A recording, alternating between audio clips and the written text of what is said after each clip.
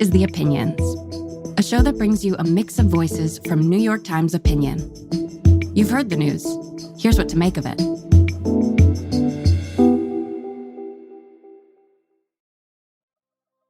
I remember when Donald Trump was not normal. When Trump was a fever that would break. When he was running as a joke. When he was best covered in the entertainment section.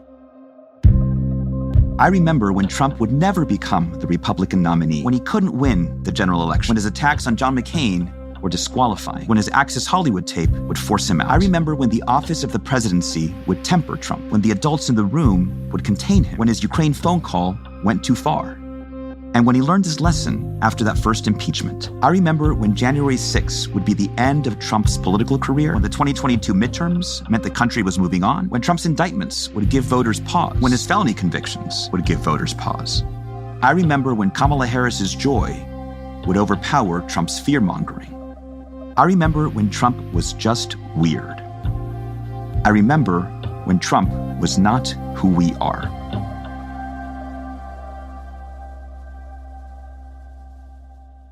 I'm Carlos Lozada, an opinion columnist for the New York Times and co-host of the Matter of Opinion podcast.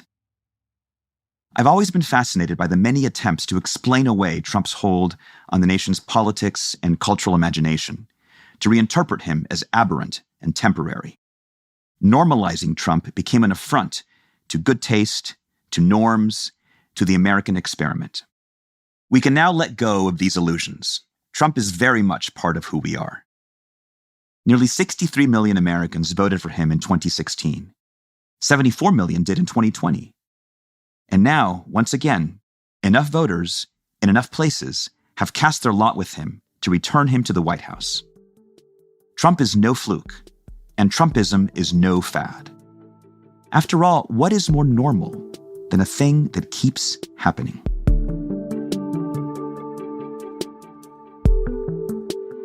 I've wondered in the past if Trump has changed America or revealed it.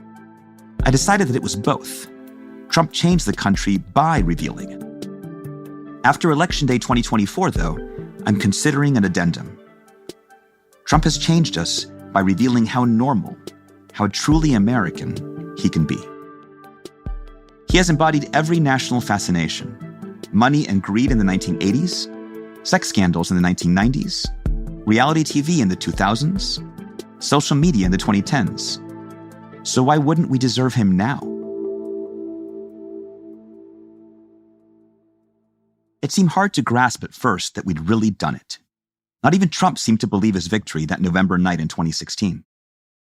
We had plenty of excuses, some exculpatory, some damning. The hangover of the Great Recession, exhaustion with forever wars, a racist backlash against the first black president, a populist surge in America and beyond it, deaths of despair. Surely no one like Trump would ever have come to power if not for such a potent mix. Now we'll come up with more explanations, no matter how contradictory they might be. If only Harris had been more attuned to the suffering in Gaza, or maybe more supportive of Israel. If only she'd picked Josh Shapiro as her running mate. If only that lingering fury over COVID had landed at Trump's feet. If only Harris hadn't been so centrist, or if she weren't such a California progressive. If only Biden hadn't waited so long to withdraw from the race, or hadn't mumbled something about garbage. In her campaign, Harris decried Trump as a fascist, a petty tyrant. She called him divisive, angry, aggrieved. And that was a smart case to make if, deep down, most voters held democracy dear, and if so many of them weren't already angry. Except they didn't, and they were.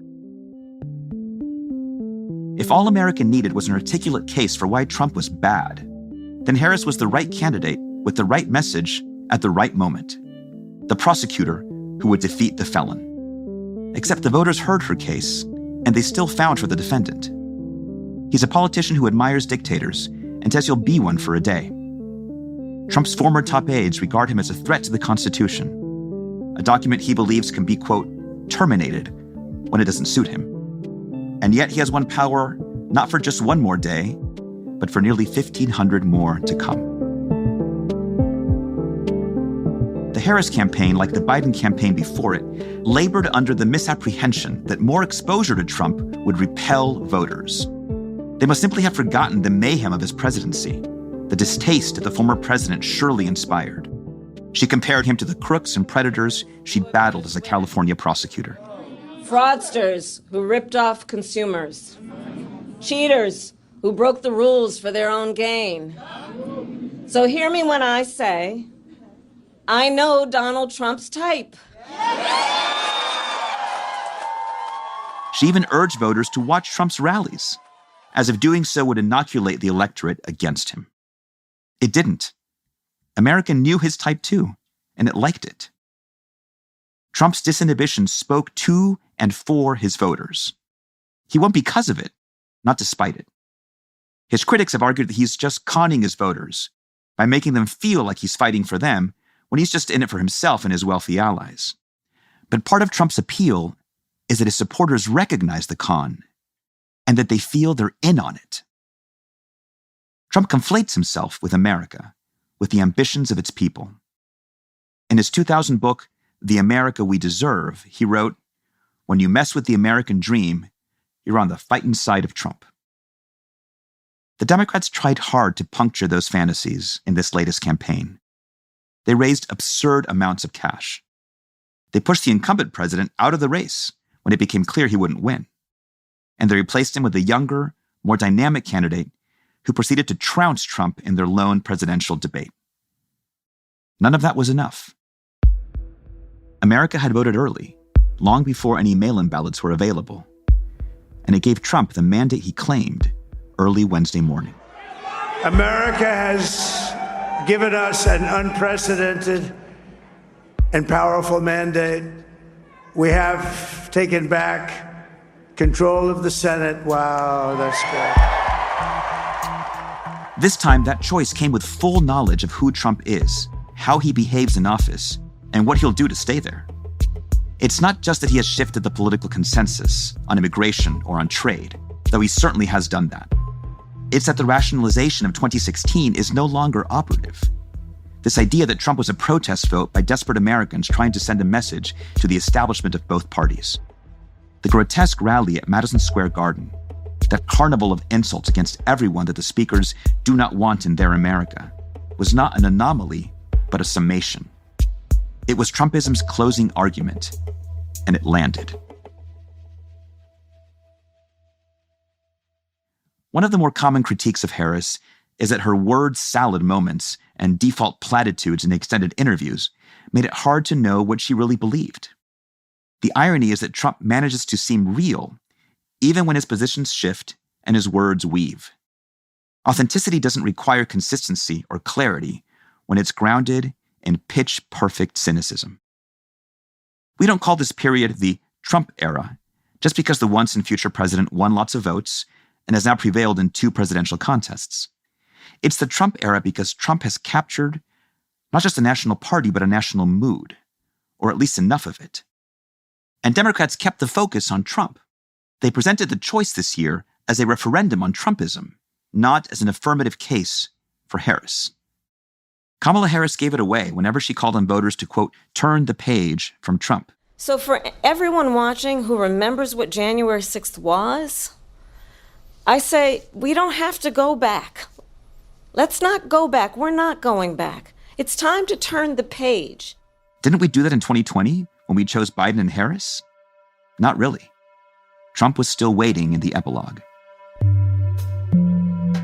For those who have insisted that Trump is not who we are, that he doesn't represent American values, there are now 2 possibilities. Either America's not what they thought it was, or Trump's not as threatening as they think he is. I lean toward that first conclusion, but I understand that with time, the second will become easier to accept. A state of permanent emergency is just not tenable. Weariness and resignation eventually win out. As we live through a second Trump term, more of us will make our accommodations. We'll call it illiberal democracy, or maybe just self-care. Harris told us we're not going back. But the tragedy of this election is not that it's taken us back. It's that it shows there are parts of America's history that we've never fully gotten past. When Trump first rose in presidential politics, some readers turned to It Can't Happen Here, Sinclair Lewis's novel from 1935. It's about homegrown authoritarianism in the United States. In the story, a well-meaning newspaper editor named Dormis Jessup marvels at the power of Buzz Windrip, a demagogue who captivates the country and imposes strongman rule. The similarities between Trump and Windrip are clear. But the real protagonists of the story are the well-meaning citizens like Jessup, who can't quite bring themselves to grasp what is happening. Jessup tells his readers that the insanity can't last. As Lewis wrote, he simply did not believe that this comic tyranny could endure. When it does endure, Jessup blames himself and his class for their obliviousness. He laments that if it hadn't been one Windrip, it'd have been another. We had it coming, we respectables. For too long, today's respectables have insisted on Trump's abnormality. It's a reflex, a defense mechanism, as though accepting his ordinariness is too much to bear. Because if Trump is normal, then America must be too. And who wants to be roused from dreams of exceptionalism? It's more comforting to think of Trumpism as a temporary ailment, not a pre-existing condition. The way to render Trump abnormal is not to insist that he is, or to find more excuses, or to indulge in that great and inevitable second-guessing of Democratic campaign strategy. It begins by recognizing that who we are is decided not only on Election Day, but on every day that we strive to be something other than what we've become. I remember when I thought Trump wasn't normal. Now he is, no matter how fiercely I cling to that memory.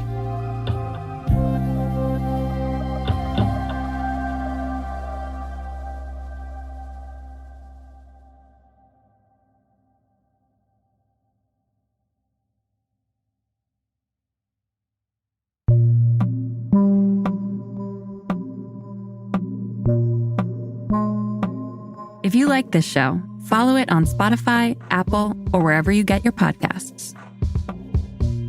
This show is produced by Derek Arthur, Sophia Alvarez-Boyd, Vishaka Durba, Phoebe Lett, Christina Samuelewski, and Jillian Weinberger.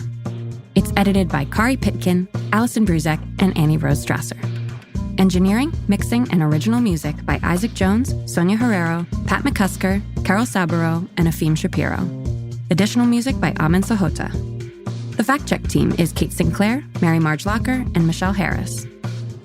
Audience strategy by Shannon Busta, Christina Samuelewski, and Adrian Rivera. The executive producer of Times Opinion Audio is Annie Rose Strasser.